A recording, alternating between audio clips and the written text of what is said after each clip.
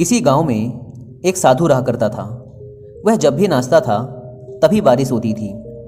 इसलिए गांव के लोगों को जब भी बारिश की ज़रूरत होती तब यह लोग उस साधु के पास जाते और उनसे अनुरोध करते कि वह नाचे, और जब वह नाचने लगते तो बारिश ज़रूर होती थी।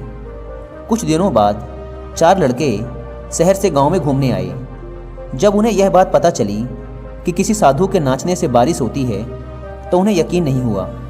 शहरी पढ़ाई लिखाई के घमंड में उन्होंने गांव वालों को चुनौती दे दी कि अगर हम भी नाचेंगे तो बारिश होगी, और अगर हमारे नाचने से बारिश नहीं हुई तो साधु के नाचने से भी बारिश नहीं होगी।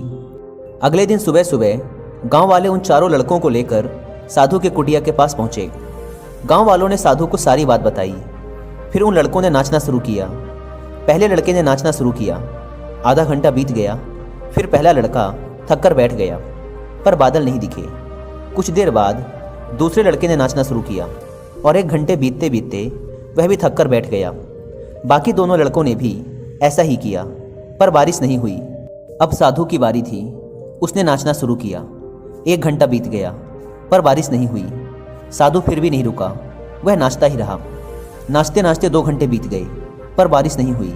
4 घंटे बीत गए, पर बारिश नहीं हुई। लेकिन साधु तो रुकने का नाम ही नहीं ले रहा था। धीरे धीरे शाम ढलने लगी कि तभी बादलों की गड़गड़ाहट सुनाई दी और थोड़ी देर बाद जोरों की बारिश होने लगी।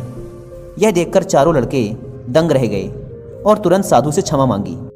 फिर चारों लड़कों ने साधु से पूछा, बाबा, भला ऐसा क्यों कि हमारे नाचने से बारिश नहीं हुई और आपके नाचने से बारिश हो गई?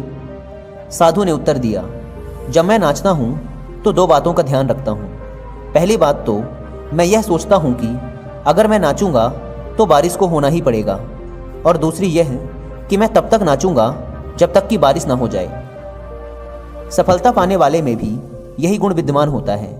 वे जिस काम को भी करते हैं उसमें उन्हें सफल होने का पूरा भरोसा होता है।